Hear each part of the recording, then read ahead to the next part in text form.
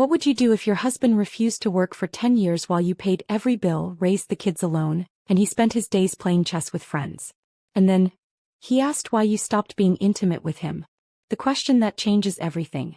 This is my story. And by the end you'll understand why I had to make the hardest decision of my life, and how it led to the most unexpected transformation. My name is Sarah Martinez, and 3 months ago I did something that shocked everyone who knew me. I threatened to leave my husband of 10 years. But here's the twist.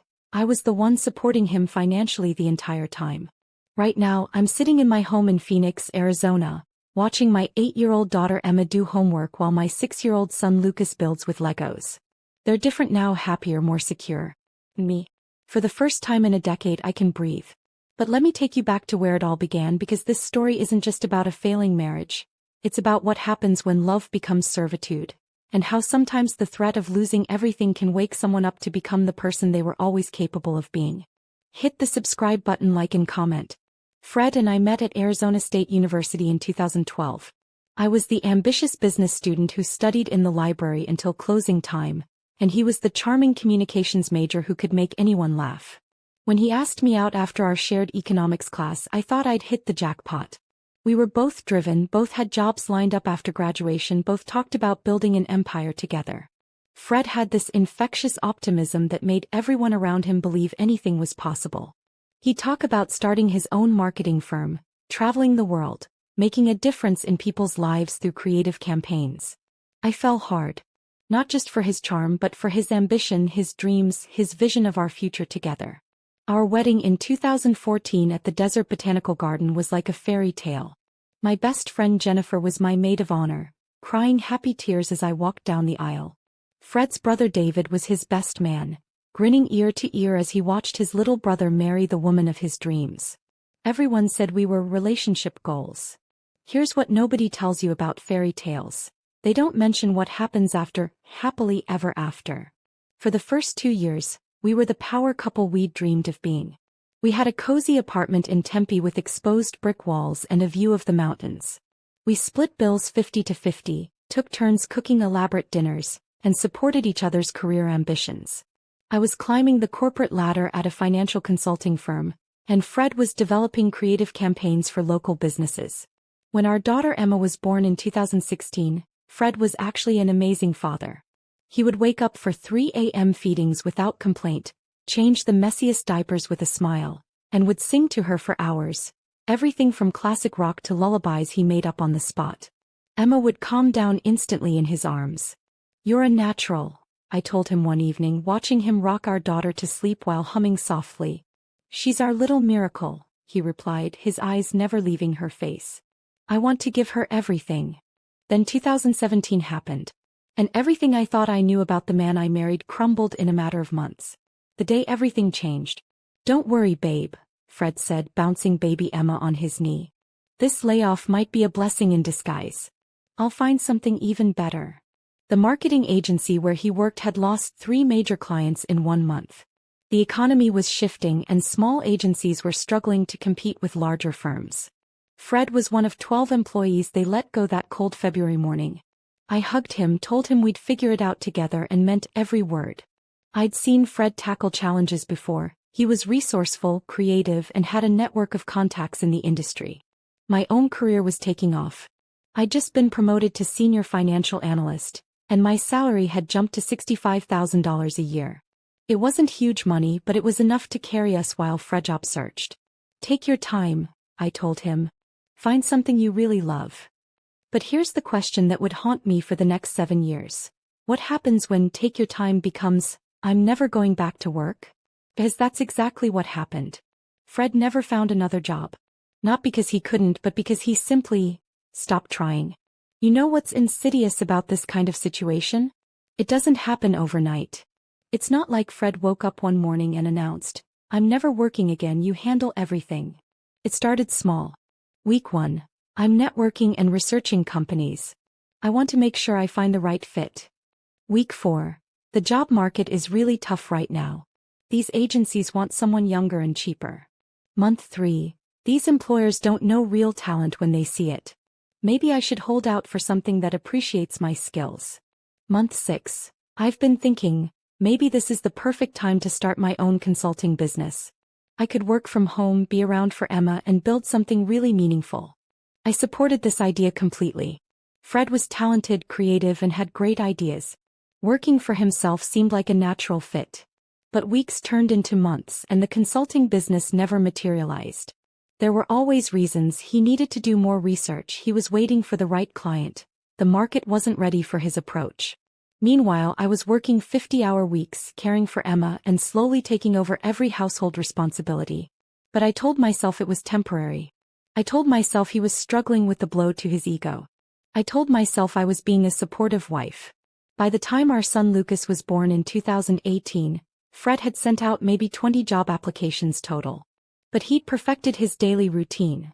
Wake up at 10 a.m., eat the breakfast I'd prepared before leaving for work, spend afternoons at Roosevelt Park playing chess with a group of retirees twice his age, and evenings watching sports on the couch I was paying for. And here's the kicker: when I gently suggest he apply for jobs or help with household tasks, he'd get defensive. I'm doing my best, Sarah. Job searching is incredibly stressful. I need downtime to manage my mental health and stay focused. The growing weight of responsibility. Let me paint you a detailed picture of how our lives evolved during this period. My typical day started at 5:30 a.m. I'd shower quickly, mentally planning the day ahead, what needed to go in the kids' lunches, what I needed to pick up from the grocery store after work, whether Emma had a pediatrician appointment or Lucas needed new clothes. By 6 a.m. I was waking up Emma and Lucas, helping them get dressed, brushing their teeth, and making sure they had everything they needed for the day. Emma was becoming more independent, but she was still just 3 years old when this all started. And Lucas was an infant who needed constant attention. 6:30 a.m. found me in the kitchen, making breakfast for everyone. Usually something quick but nutritious like scrambled eggs with cheese, oatmeal with fruit, or whole grain pancakes I'd made ahead and frozen. I'd pack Emma's lunch, prepare bottles for Lucas, and make sure diaper bags were stocked. Meanwhile, Fred was still sleeping peacefully in our bedroom. By 7:30 a.m. I was loading the kids into my Honda Accord, double-checking that we had everything we needed: Emma's backpack, Lucas's diaper bag, my work laptop, my lunch, and whatever papers I needed to review during my commute. I'd drop Emma at Little Sunshine Daycare and Lucas at the infant center next door, then drive 45 minutes through Phoenix traffic to my office downtown. During that drive, I'd make mental lists of everything I needed to accomplish that day, both at work and at home. My workday was intense. As a senior financial analyst, I was responsible for managing multiple client portfolios, preparing detailed reports, and presenting findings to executives. I loved my work. It was challenging, rewarding, and I was good at it. But knowing that everything at home was also my responsibility added a constant layer of stress. At 6 p.m. I'd leave the office and battle traffic again to pick up the kids. Emma would run to me with drawings she'd made, excited to tell me about her day. Lucas would be cranky from being away from home for 11 hours. Both of them needed my full attention and energy I was already running low on. The evening routine was just as demanding. Dinner preparation, supervising Emma's playtime, feeding Lucas, giving baths, reading bedtime stories, and getting everyone settled for the night. By the time both kids were asleep, it was usually 9 p.m., and I still had laundry to fold, lunches to prep for the next day, and bills to review. And Fred. When I walked through the door each evening, I'd find him on the couch watching ESPN or playing on his phone, while the breakfast dishes were still in the sink and the laundry I'd asked him to fold 3 days earlier was still sitting in the basket. "Hey babe," he'd say without looking away from the TV. "How was your day? What's for dinner?" Hit the subscribe button, like, and comment. The financial reality. Let me break down the financial pressure I was under during this period, because I think it's important to understand the full scope of what was happening. My salary had grown to $75,000 by 2019, which sounds like good money. And for a single person it would be. But I was supporting a family of 4 on that income, in a city where the cost of living was steadily rising. Our monthly expenses looked like this. Rent for our 3-bedroom house in a safe neighborhood near good schools, $2,400. Utilities, electric, gas, water, internet, phones, $380. Car payment and insurance for my Honda, $420. Groceries for a family of 4, $850. Daycare for Emma and Lucas, $1,800. Healthcare premiums and out-of-pocket costs, $450. Kids' clothing, toys, and activities, $300. Household supplies and miscellaneous expenses, $400. That was $7,000 a month in basic expenses, leaving almost nothing for savings, emergencies, or any kind of financial cushion. Every month was a juggling act, and I lived in constant fear of what would happen if I got sick, lost my job, or faced any kind of emergency. Meanwhile, Fred was using our second car, a Toyota Camry we'd bought before Emma was born, to drive around town.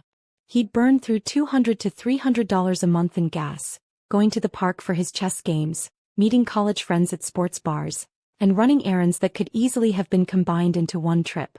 When I gently suggest that maybe he could use the car for income-generating activities, he'd look at me like I'd suggested something offensive. "I'm not going to be an Uber driver, Sarah," he said when I brought up ride-sharing. "I have a college degree. What would people think?" "I think people would respect a man who works to support his family," I replied. "That's different. You're in your field. Driving people around isn't using my skills." But what skills was he using sitting on the couch watching basketball? The impact on our children. As Emma got older, she started asking questions that broke my heart. "Mommy, why doesn't Daddy go to work like Tommy's daddy?" she asked one evening as I was helping her get ready for bed. I didn't know how to answer.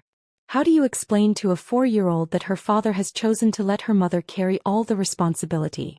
"Daddy is looking for the right job," I said, finally, hating myself for making excuses. "But Tommy's daddy found a job. And Sarah's daddy at daycare has a job. And Miss Jennifer's husband has a job. Why can't Daddy find one?" Out of the mouths of babes.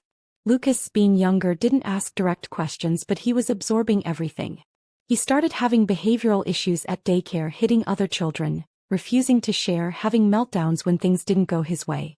His teachers were concerned about his anger and suggested we consider counseling. When I brought this up with Fred, his response was, "Kids go through phases. He'll grow out of it." But I knew Lucas was reacting to the tension in our house. Children are like sponges, they absorb everything even when we think they're not paying attention. Both kids had started coming to me for everything. They wanted me to read to them, help them with puzzles, play games, and solve problems. They'd stopped even asking Fred for things because they'd learned he would either say no or tell them to ask me. While it was flattering in some ways to be so needed and loved, it was also heartbreaking because it showed they didn't see their father as someone they could depend on. The social isolation. One of the unexpected consequences of carrying all the family responsibility was how isolated I became from my friends and social life. Jennifer, my best friend since college, tried to stay connected, but our friendship suffered under the weight of my exhaustion and constant obligations. "Want to meet for brunch Sunday?" she'd text. "Can't, grocery shopping and meal prep," I'd reply. "How about a movie Saturday night?" "Fred is watching a game with his friends and I need to get the kids' clothes ready for the week." "Coffee after work tomorrow?" Picking up the kids, then Emma has her pediatrician appointment. Eventually, Jennifer stopped asking as much. Not because she didn't care, but because I was always unavailable. When we did manage to connect, I was so exhausted and stressed that I wasn't great company. Meanwhile, Fred maintained an active social life. He met his chess buddies at Roosevelt Park 3 times a week. He went to Legends Sports Bar with college friends to watch games every weekend. He had a weekly poker night with neighbors. "You should come out with us," he'd say occasionally when I was folding laundry at 10 p.m. When exactly should I come out?" "While I'm at work. While I'm making dinner. While I'm giving the kids baths. When do you think I have free time?" "You're being dramatic. If you wanted to go out, we could figure something out." But figuring something out would have meant asking him to take care of his own children for an evening, and that felt like pulling teeth. The chess game incident, a turning point. The incident that really opened my eyes to how unreliable Fred had become, happened on a Friday afternoon in March 2020, just as the pandemic was beginning to affect our lives. I had to stay late at work for an important client call with someone in New York. It was a huge account that could significantly impact my career and our family's financial security. I called Fred around 2 p.m. to let him know I'd need him to pick up the kids from daycare at 6 p.m. "No problem," he said. "I'll be there."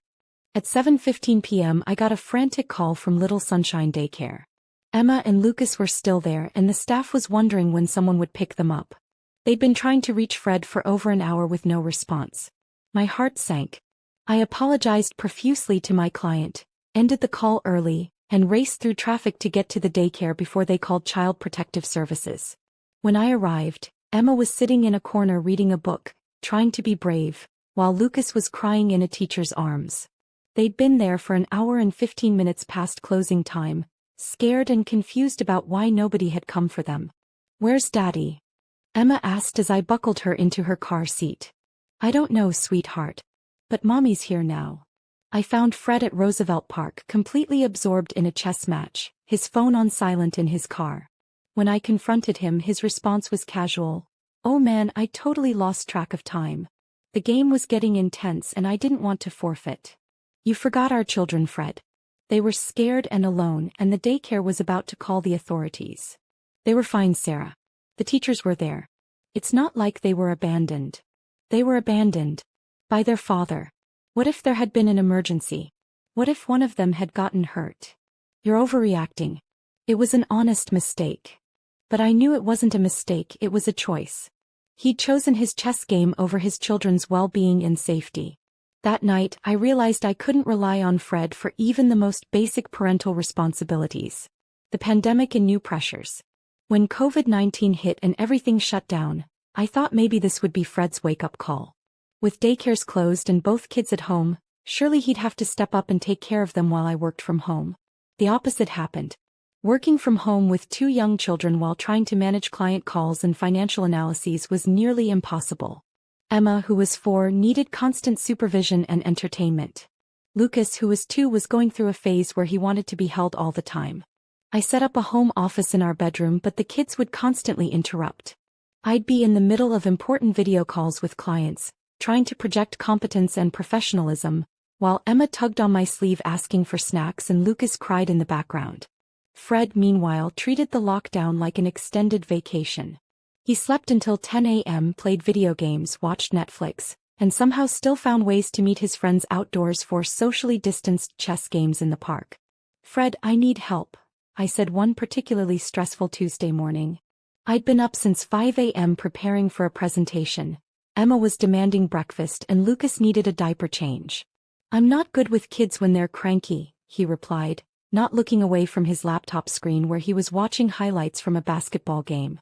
"They're your kids, Fred. And they're cranky because they need attention from their father. You handle them so much better than I do. I don't want to mess up your system." That phrase, "your system," became his go-to excuse for everything. The kids were my system. The household management was my system. The meal planning, the cleaning schedule, the financial management, all my system that he didn't want to disrupt. The breaking point conversation. The conversation that changed everything happened on a Wednesday evening in August 2021. The kids were finally asleep after a particularly challenging day and I was sitting on the couch next to Fred, but we felt like strangers. Fred looked at me with that expression I'd grown to dread, the one that meant he wanted to discuss our lack of intimacy. "Sarah, we need to talk about us," he said. "About our relationship. We never spend time together anymore and we haven't been close in months." I looked at this man who hadn't worked in 4 years, who contributed almost nothing to our household or children's care, who spent his days playing games while I worked myself to exhaustion, and something inside me snapped. "Fred," I said slowly, "let me ask you something.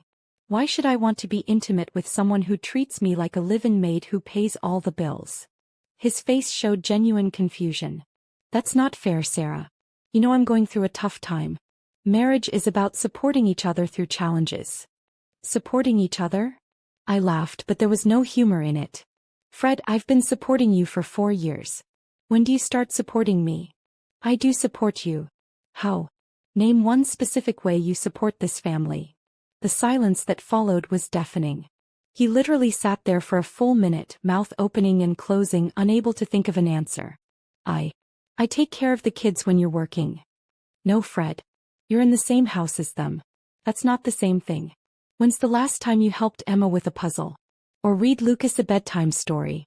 Or took either of them to a doctor's appointment? Or knew what size clothes they wear?" His face was getting red with defensiveness. "You never ask me to help with those things. I shouldn't have to ask you to parent your own children or maintain your own house. These aren't favors you do for me, They're basic adult responsibilities. You make it sound like I sit around doing nothing all day. What do you do all day, Fred? Seriously, walk me through your typical Wednesday. What do you accomplish? What value do you add to our family? Again, silence. You wake up at 10, eat the breakfast I prepared, maybe watch some TV, go play chess with retirees, come home, watch sports, eat the dinner I cooked, and go to bed. Meanwhile, I work 8 to 9 hours, manage all the household tasks, take care of both kids, pay every single bill, and somehow I'm supposed to have energy left over to be romantic with you. Sarah, you're being cruel. I'm being honest for the first time in 4 years. And here's what I'm most angry about, not that you lost your job, Fred. People lose jobs. I'm angry that you gave up. You stopped trying. You decided that your comfort was more important than your family's well-being. That night, lying in bed next to a man who felt like a stranger, I made a decision that would either save our marriage or end it. The research and planning phase. I spent the next 2 weeks doing something I should have done years earlier. I started documenting and researching my options. First, I tracked every task I performed for 1 week. Monday, 9 hours work, 2 hours household management, 3 hours childcare, 1 hour meal prep. Tuesday, 8 hours work, 1 hour grocery shopping, 2 hours childcare, 1.5 hours cleaning, 1 hour meal prep. Wednesday, 9 hours work, 1 hour kids activities, 2.5 hours childcare, 1 hour laundry, 1 hour meal prep. Thursday, 8.5 hours work, 2 hours household errands, 3 hours childcare, 1 hour meal prep. Friday, 8 hours work, 2 hours kids activities, 2.5 hours childcare, 1.5 hours cleaning and meal prep. Saturday, 4 hours household management, 6 hours childcare and family activities, 2 hours meal prep. Sunday, 3 hours meal prep, 5 hours childcare and activities, 2 hours household planning. Total, 45 hours of paid work and approximately 55 hours of unpaid family/household labor. Fred's week looked like this. Daily, 2 to 3 hours of chess at the park. Daily, 3 to 4 hours of TV/internet browsing. Occasionally, 30 minutes of dish loading when specifically requested. Weekend, whatever he felt like doing. I also calculated our financial situation over the 4 years of his unemployment. If Fred had worked even minimum wage jobs during that time, our family would have had an additional $80,000 to $100,000 in income. Instead, I was struggling to pay basic expenses while he lived like a bachelor whose bills were magically covered by someone else. The numbers were stark and undeniable. I also started researching divorce procedures, custody arrangements, and what my life might look like as a single mother. The research was both terrifying and oddly empowering. Yes, it would be financially challenging. Yes, I'd be doing the parenting alone officially instead of just practically. But I'd also be free from the constant resentment and disappointment that was poisoning my daily life. Hit the subscribe button, like, and comment. The support system emerges. As I began opening up to people about my situation, I was surprised by how much support I found. My sister Maria drove up from Tucson to spend a weekend with us, and I finally told her the whole truth about what our marriage had become. "Sarah, honey," she said, watching Fred play video games while I prepared dinner and supervised the kids' homework. "This isn't normal. This isn't what marriage looks like. I know, but I don't know how to fix it. I've tried talking to him, I've tried being patient, I've tried setting small goals. Nothing changes." "Maybe the problem isn't that you haven't tried the right approach," Maria said gently. "Maybe the problem is that he doesn't want to change because this arrangement works perfectly for him." That observation hit like a lightning bolt. Fred wasn't failing to change despite my efforts. He was successfully avoiding change because of my efforts. By handling everything myself, I was making it possible for him to continue his lifestyle without consequences. Jennifer, my best friend, was more direct when I finally confided in her over coffee one Saturday morning. "Sarah, I've been watching you disappear for years," she said, her eyes filling with tears. "You used to have dreams, hobbies, energy, joy. Now you look exhausted all the time, and you can barely find time for a 30-minute coffee date." "I'm just going through a tough phase with young kids and a demanding job." "No, that's not it. I have other friends with young kids and demanding jobs. They're tired, sure, but they're not diminished like you are. They have partners who share the load." Jennifer had recently divorced her husband of 6 years, and her perspective was eye-opening. "You know what the difference is between your situation and mine was?" she asked. My ex-husband was selfish and lazy too, but at least he worked. At least he contributed financially. You're dealing with someone who contributes nothing but somehow expects everything. Even Fred's own family started to notice and comment on the situation. His mother, Patricia, called me one evening after visiting for Lucas's third birthday party. "Sarah, I hope you don't mind me saying this, but I'm concerned about Fred," she said. "I didn't raise him to be what he's become. A man takes care of his family, period. I don't know what happened to that boy." "I don't know either, Patricia. I've tried to support him through this rough patch, but it's been 4 years now." "4 years isn't a rough patch, honey. That's a lifestyle choice. And it's not fair to you or those babies." Even more surprising was when Fred's brother David, who runs a successful construction company in Mesa, offered Fred a job directly. "I could use help with project management and client relations," David told Fred during a family barbecue. "It's good pay, it would use your communication skills, and you'd be helping build something meaningful." Fred's response? "I appreciate the offer, David, but I'm not really cut out for the construction industry. I'm more of a creative professional." David looked at me with an expression of disbelief and frustration. Later he pulled me aside. "Sarah, my brother is acting like a spoiled child, and frankly I'm embarrassed for him. If he worked for me and performed like this, I'd fire him. I don't know how you've put up with it for so long." The 60-day ultimatum. After weeks of soul-searching therapy sessions with Dr. Williams, and long conversations with trusted friends and family, I knew I had to take action. I couldn't continue enabling Fred's behavior while destroying my own well-being and potentially damaging our children's understanding of healthy relationships. I planned the conversation carefully. I chose a Friday evening when both kids were asleep. I'd turned off all distractions and I could give Fred my full attention. This wasn't going to be another argument. It was going to be a clear, calm presentation of reality and choices. "Fred, we need to have a serious conversation about our marriage and our family's future," I began. He muted the TV but didn't turn it off, which already irritated me. But I stayed calm. "I've been thinking a lot about our situation, and I need you to really hear what I'm about to say. Our marriage is in crisis, and you might not realize how serious this is, but I need you to understand." For once, something in my tone seemed to get through to him. He turned off the TV and faced me. "I've been carrying this family financially and emotionally for 4 years now. I'm exhausted, I'm resentful, and our children are growing up thinking this dynamic is normal. Something has to change, starting immediately." "Sarah, I know things have been tough, but..." "Let me finish. I need you to understand what change actually means. I'm not talking about promises or good intentions. I'm talking about measurable, consistent actions." I pulled out a notebook where I'd written down specific requirements. "First, you need to find employment, any employment, within 60 days. I don't care if it's retail, food service, construction, or driving for Uber. We need income, and you need the structure and purpose that comes from work." "Sarah, you know I've been trying." "Second, you need to start contributing to household management and childcare immediately. I'm talking about daily tasks, not occasional help when I beg. Things like meal planning, grocery shopping, laundry, cleaning, and taking initiative with the kids' needs. I can do that, but..." "Third, you need to start therapy to figure out why you've given up on yourself and your responsibilities. This isn't just about finding a job, Fred. This is about understanding why you've been content to let your wife work herself to death while you play chess and watch TV." Fred was quiet for a long moment. "And if I don't meet these requirements? Then I'll file for separation. Because what we have now isn't a marriage. It's me being a single parent while supporting an adult dependent. And I won't do it anymore." "You're giving me an ultimatum?" "I'm giving us both one final chance to save our marriage. But I won't continue living like this, and I won't continue modeling this relationship for our children." The look on Fred's face told me he was finally beginning to understand that I was serious. The wake-up call response.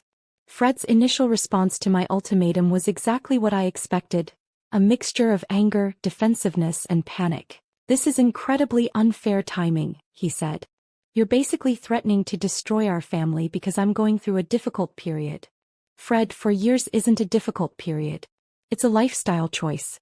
And I've been supporting you through this difficult period, while working full-time, raising 2 children, and managing every aspect of our household." Over the next few days he tried various tactics to avoid facing the reality of my requirements. He attempted guilt. I can't believe you're abandoning our family when we should be sticking together. He tried minimization. You're making this sound worse than it is. Lots of couples go through tough times. He even tried manipulation. If you really loved me, you'd be more patient. Marriage vows say for better or worse, remember? But I had prepared for these responses through my therapy sessions. Fred, I've been living the worst part for 4 years while you've been enjoying the better. Love doesn't mean accepting disrespect and laziness. And marriage vows also include to have and to hold. When's the last time you held up your end of this partnership? What surprised me was his attempt to turn the children against me. One evening, I overheard him talking to Emma while I was making dinner. Daddy might have to go away for a while because Mommy is being mean to Daddy, he told our 4-year-old daughter. I intervened immediately. Emma, go play in your room for a few minutes. Daddy and I need to talk. Once she was out of earshot, I confronted him. Don't you dare put our children in the middle of this. Don't you dare make them think this is my fault. You're the one who stopped contributing to this family. I'm just being honest with her. No, you're being manipulative. And if you try to use our children as weapons against me again, this conversation is over and you'll be hearing from a lawyer. That seemed to get through to him. He realized I wasn't bluffing. But then something unexpected happened. Maybe it was seeing the boxes I'd ordered for packing. Maybe it was realizing that I'd opened my own bank account and was researching apartments. Maybe it was understanding that his comfortable lifestyle was actually in jeopardy. Whatever it was, Fred finally seemed to grasp that I was serious. The first real changes. To my amazement, Fred began making genuine efforts during the first week after our ultimatum conversation. Not the half-hearted promises I'd heard before, but actual actions. Monday morning, he was up at 7 a.m. helping get the kids ready for daycare without being asked. He made Emma's breakfast while I prepared Lucas's bottles, and he actually engaged with them instead of just being present. Daddy's helping, Emma announced happily, and the joy in her voice broke my heart because it showed how rare this was. By Wednesday, Fred had applied for 6 jobs online and had called 4 local businesses about opportunities. He even went to a temp agency to register for immediate placement. I know these aren't dream jobs, he told me, showing me the applications he'd completed. But you're right, we need income and I need to start somewhere. The household contributions were more immediate and visible. He started loading the dishwasher without being asked, folding laundry while watching TV, and taking initiative with basic tasks like taking out trash and tidying the living room. But what surprised me most was his interaction with the children. For the first time in years, Fred started actively parenting instead of just babysitting his own kids. Thursday evening, I came home from work to find Fred on the floor with both children, helping Emma build an elaborate fort out of couch cushions while Lucas helped by adding toy cars to the construction. Look, Mommy. Daddy and I made a castle. Emma beamed. It's very impressive, I said, and I meant it. Not just the fort, but seeing Fred engaged and present with his children. That night, after the kids were asleep, Fred said something that gave me the first glimmer of hope I'd felt in years. Sarah, I know I don't deserve credit for doing things I should have been doing all along, he said. But I want you to know, today was the first time in years that I felt like a real father.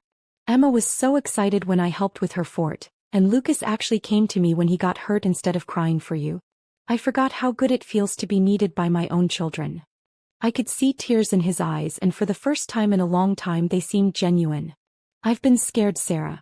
Scared of failing, scared of not being good enough, so I just stopped trying. But watching you pack those boxes, realizing I could lose you and the kids, that scares me more than any job rejection ever could. The job search reality check. By the end of the first week, Fred had received 2 callbacks for interviews. The first was for a customer service position at a telecommunications company, not glamorous, but stable work with benefits and room for advancement. I watched him prepare for the interview with more seriousness than I'd seen from him in years. He researched the company, practiced answering common interview questions, and even asked me to help him pick out appropriate clothes. I know this isn't my dream job, he said, adjusting his tie in the mirror. But it's a start. And Sarah, I promise you, if they offer me this position, I'm taking it. The interview went well. Fred came home energized in a way I hadn't seen since before Emma was born. They asked about the employment gap. He told me that evening. I was honest. I said I'd taken time to focus on family, But now I was ready to re-enter the workforce and prove my value as an employee. How did they respond to that? Better than I expected. The manager said she appreciated my honesty and that their company values employees who prioritize family. She said they'd call by Friday with a decision. The second interview was for a sales position at a local furniture store. Fred was less excited about this one, but he approached it with the same professionalism. I never thought I'd be interviewing for retail positions, he admitted. But you know what? There's dignity in any honest work. I've been living off your hard work for 4 years. It's time I started contributing. Meanwhile, the changes at home continued. Fred had started getting up early to help with the morning routine, preparing simple dinners on days when I worked late, and actually engaging with bedtime stories instead of just going through the motions. Lucas, who had been having behavioral issues, started calming down. His daycare teachers commented on the improvement. "Whatever you're doing differently at home, it's working," his teacher Ms. Rodriguez told me during pickup. Lucas seems more secure and less angry. He's been playing better with other children and hasn't had a meltdown all week. The phone call that changed everything. Friday morning, Fred got the call. The telecommunications company wanted to offer him the customer service position. The pay was $42,000 a year to start, with full benefits and opportunities for advancement based on performance. I accepted immediately, Fred told me, his voice shaking with emotion. "Sarah, I have a job. I'm going to be contributing to our family again." I felt a mixture of relief, hope, and cautious optimism. This was a huge step, but I'd learned not to get too excited about promises. The real test would be whether Fred would stick with it when the novelty wore off and work became routine. His start date was the following Monday. That weekend we went shopping for work clothes, something we hadn't done in 4 years. Emma and Lucas were excited about Daddy's new job, though I'm not sure they fully understood what it meant. "Does this mean Daddy will go to work like other daddies now?" Emma asked while we were picking out dress shirts. "Yes, sweetheart. Daddy is going to have a job where he helps people with their phone and internet problems." "That's good," she said matter-of-factly. "Mommies and daddies should both have jobs." Even at 4 years old, she understood something Fred had forgotten: the reality of working life. Fred's first week of work was an adjustment for everyone. He had to be at the office by 8 a.m., which meant getting up at 6:30, something he hadn't done in years. The first few mornings were rough. "I forgot how tired you can get from a full day of work," he said that first Tuesday evening, collapsing on the couch after dinner. "Welcome to adulthood," I replied, but without the bitterness I would have felt a month earlier. He was trying, genuinely trying, and I could see it. The job itself was challenging. Fred was dealing with frustrated customers, learning new technology systems, and adapting to workplace expectations after years of having no structure. Some evenings he came home discouraged. "I made 3 mistakes today," he told me after his second week. "I accidentally disconnected a customer's call, I gave someone wrong information about their billing, and I was 5 minutes late coming back from lunch." "That sounds normal for someone learning a new job," I said. "What did your supervisor say?" She said everyone makes mistakes while they're learning, but she appreciated that I owned up to them instead of making excuses. She said I seem coachable and willing to improve. That's exactly the right attitude, Fred. What impressed me most was his persistence. The old Fred would have used any small setback as an excuse to quit. This Fred seemed determined to push through the learning curve. By the end of his 3rd week, he'd received his first paycheck. I'll never forget the look on his face when he showed it to me. "It's not much after taxes and benefits," he said, "but Sarah, this is money I earned. Money I contributed to our family." He deposited the check into our joint account, the first time he'd added money instead of just taking it out in 4 years. Therapy and personal growth. Along with the job, Fred had started individual therapy with Dr. James Peterson, a counselor who specialized in men's issues and depression. At first, Fred was resistant to the idea. "I don't really believe in therapy," he said. "I've never been good at talking about feelings." "This isn't about your comfort level, Fred. This is about figuring out why you gave up on yourself and your family for 4 years. If we're going to rebuild our marriage, we need to understand how we got here." Dr. Peterson was exactly what Fred needed: a straightforward, no-nonsense counselor who didn't let him make excuses but also helped him understand the psychology behind his behavior. After his 4th session, Fred came home with insights that surprised me. Dr. Peterson thinks I've been dealing with depression for years, he told me.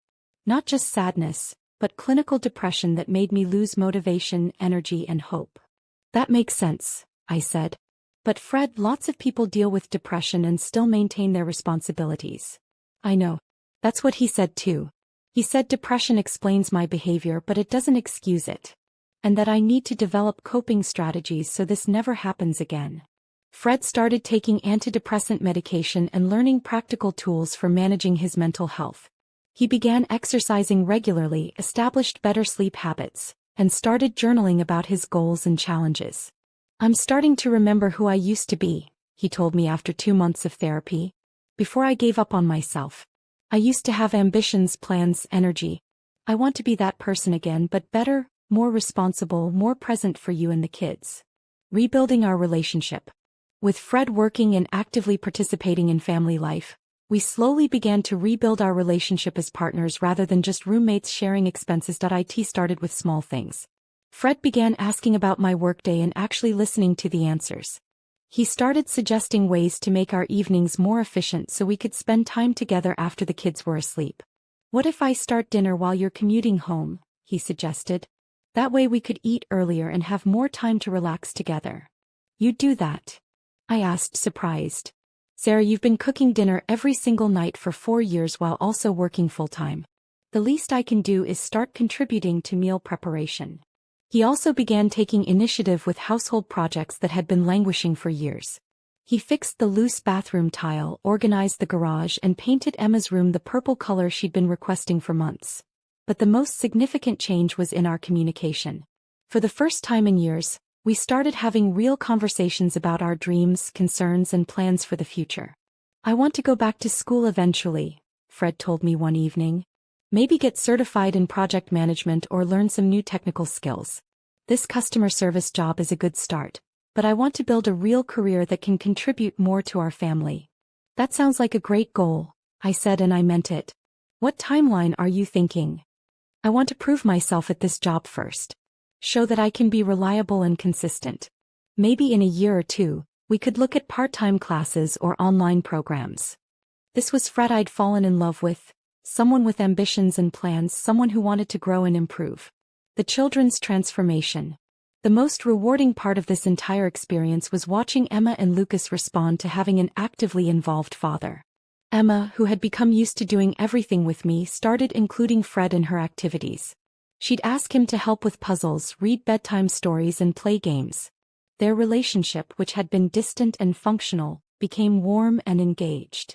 Daddy, will you help me build a dinosaur park with my Legos?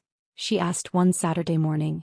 Absolutely, Fred replied, getting down on the floor with her. But I'll need you to be the expert and teach me how to do it right. Lucas, who had been having behavioral problems, became calmer and more secure. He started coming to Fred for comfort when he was upset instead of only seeking me out. His daycare teachers were amazed at the change. Lucas is like a different child, Ms. Rodriguez told me. He's more confident, less aggressive, and much better at sharing and cooperating. Whatever changes you've made at home are really working. Both kids started talking about family activities, instead of things mommy does with us. We began going on weekend outings together. Trips to the zoo, hikes in the desert, visits to museums. Fred was present and engaged, not just physically there but emotionally available. This is the best family day ever, Emma declared during a picnic at Papago Park, where Fred was teaching both kids to fly a kite. Why is it the best? I asked. Because both mommy and daddy are having fun with us. Such a simple observation, but it highlighted how abnormal our previous family dynamic had been. Financial recovery and planning. With 2 incomes for the first time in 4 years, our financial situation began to stabilize and improve. Fred's salary wasn't huge, but combined with my income, we finally had breathing room. We were able to start an emergency fund, increase our contributions to retirement accounts, and begin saving for the kids' college educations. We even started discussing the possibility of buying a house instead of renting. I want to make up for lost time financially, Fred told me as we reviewed our budget. I know my 4 years of unemployment cost us significantly. I want to be aggressive about saving and building our future. It's not about making up for lost time, Fred. It's about moving forward responsibly. No, Sarah, I need to face the reality of what my choices cost our family. If I had been working these past 4 years, we could have saved $80,000 to $100,000. That's Emma and Lucas's college funds. That's the down payment on a house. That's security I stole from our family. I appreciated his acknowledgement of the financial impact, but I was more interested in his commitment to our future than his guilt about the past. Fred also insisted on taking over certain financial responsibilities that I'd been handling alone. He started paying specific bills, managing our grocery budget and researching ways to reduce our expenses. I want to understand our full financial picture, he said. I want to be a real partner in managing our money, not just someone who benefits from your hard work. 6 months later, the new normal. 6 months after Fred started his job, our life had transformed completely. We developed new routines that worked for both of us and gave the kids consistency and attention from both parents. Fred would get up at 6:30 a.m. and help with the morning routine while I got ready for work. He'd make breakfast while I prepared lunch boxes. We'd both get the kids dressed and ready for daycare. Evenings became a shared responsibility too.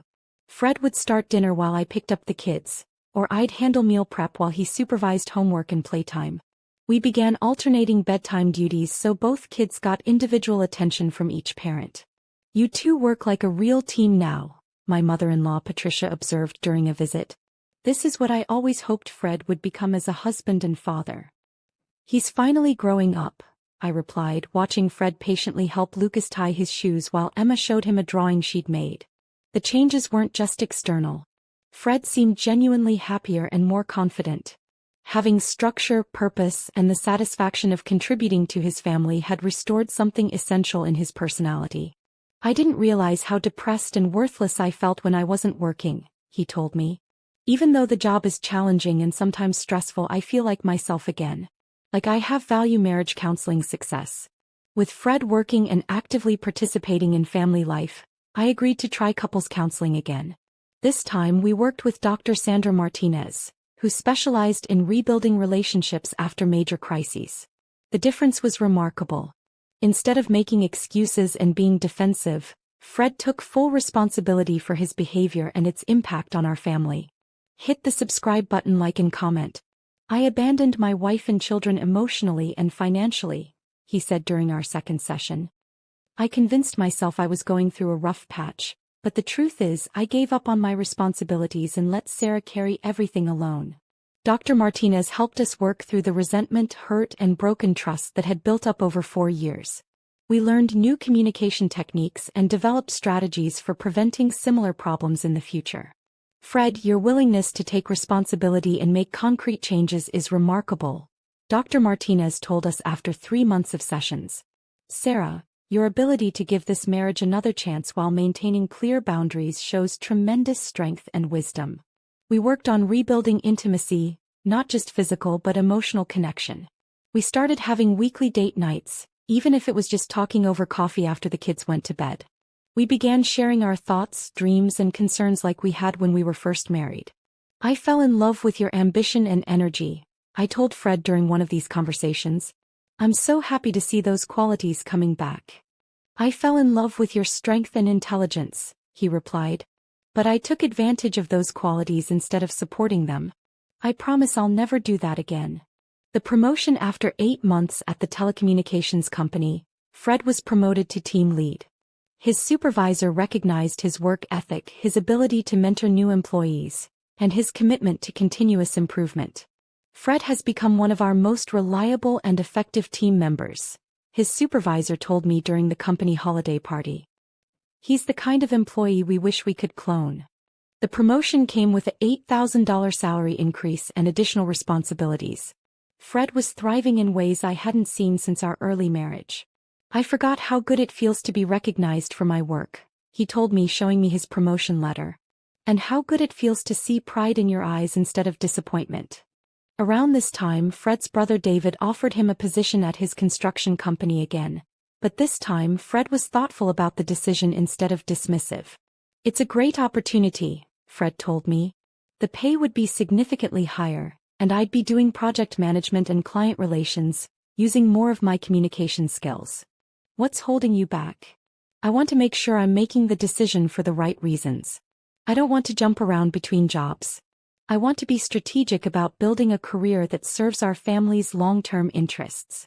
We discussed the pros and cons together, and Fred ultimately decided to stay at the telecommunications company for another year to establish a strong track record before considering other opportunities. 2 years later, after our ultimatum conversation, our marriage and family were stronger than they'd ever been. Not just stronger than during the difficult 4 years, but stronger than in our early marriage before the problems started. Fred had been promoted again and was now earning $58,000 a year. Combined with my salary, which had also increased, we were finally building real financial security that we'd bought our first house. A 4-bedroom home in Chandler with a backyard where the kids could play and Fred could have the home office he'd always wanted. For the first time, we felt like we were building a real future together. Emma was excelling in school and had developed a close relationship with her father. She'd started playing soccer and Fred never missed a game. He'd even volunteered to help coach her team. "My daddy knows everything about soccer," she told her teammates proudly, even though Fred had learned the rules from YouTube videos just to be able to help her. Lucas had grown into a confident, happy 6-year-old who adored both his parents equally. His behavioral problems had completely disappeared and he was thriving in kindergarten. "Ask, both kids are so well adjusted," their teacher told us during parent-teacher conferences. "They clearly feel secure and loved at home. They talk about family activities and adventures all the time." The real test: facing new challenges. The true test of our rebuilt marriage came when we faced new challenges. Fred's father had a heart attack and needed extended care. Instead of this crisis derailing Fred's progress, it actually demonstrated how much he'd grown.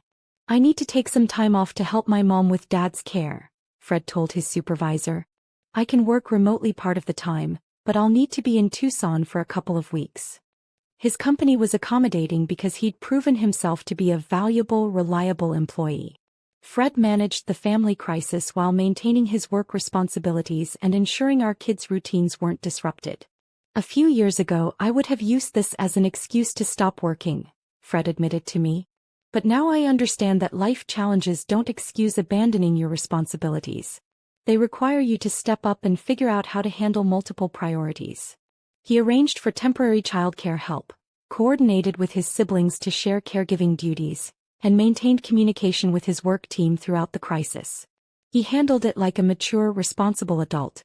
When my own job became more demanding due to a major client expansion, Fred stepped up his contributions at home without being asked.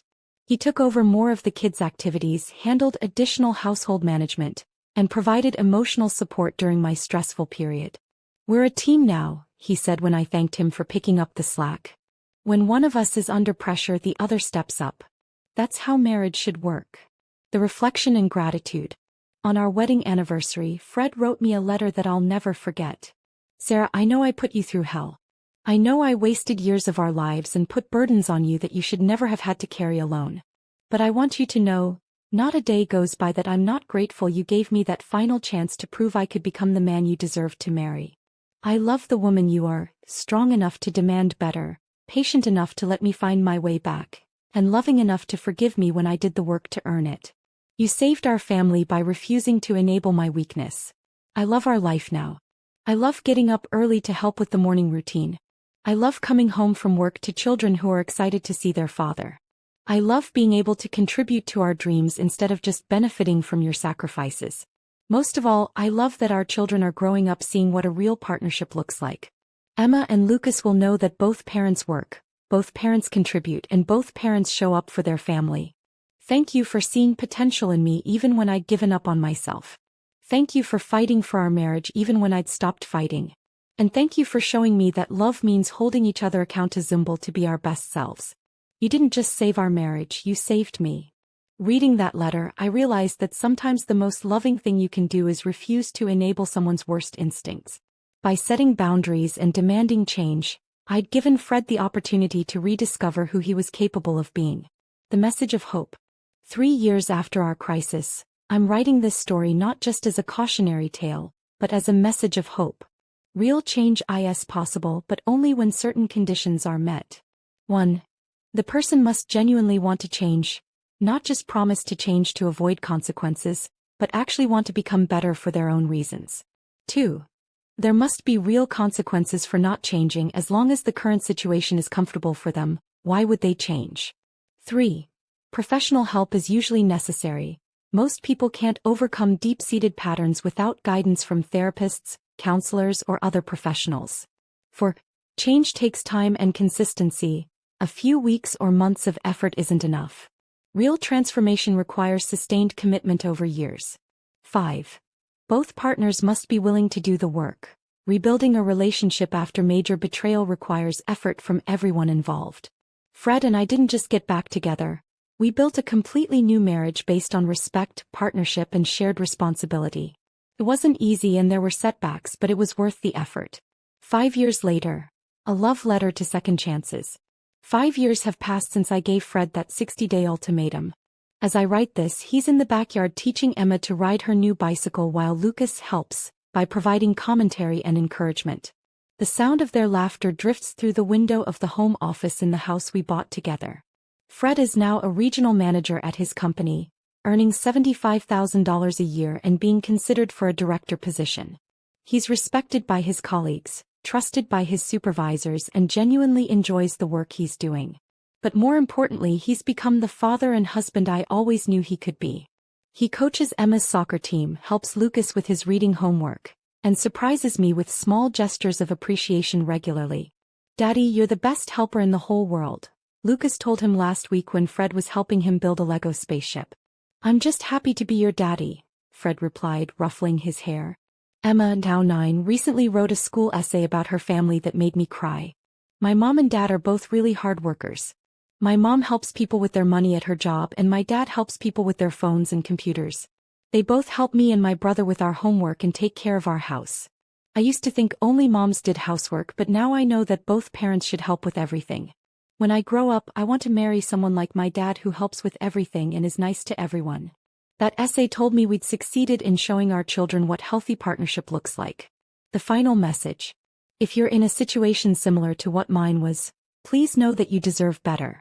You deserve a partner who contributes, who shows up, who fights for your family as hard as you do.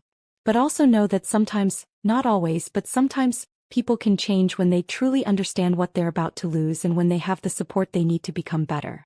The key is distinguishing between someone who wants to change and someone who just wants to avoid consequences. Real change looks like taking immediate action without excuses, seeking professional help to understand underlying issues, maintaining consistency even when motivation wanes, taking full responsibility without blame or defensiveness, making sacrifices to prove their commitment. My name is Sarah Martinez. I'm 36 years old, a senior financial analyst, the mother of 2 amazing children, and the wife of a man who learned that love means showing up every single day. Our story could have ended in divorce. Instead, it ended with a stronger marriage, happier children, and 2 people who learned what real partnership looks like. Sometimes the most loving thing you can do for your family is refuse to accept less than you deserve. And sometimes, just sometimes, that refusal can wake someone up to become the person they were always capable of being. What will your story be? If this story gave you hope or helped you see your situation differently, please share it with someone who might need to hear it. Tell me in the comments. Do you believe people can really change when properly motivated? Have you experienced real transformation in your relationships? What would you have done in my situation? Remember, you deserve respect, partnership, and love, not just 1 or 2 of these, but all 3. Don't settle for less. Subscribe for more real stories about love, relationships, and the power of accountability when combined with genuine commitment to change.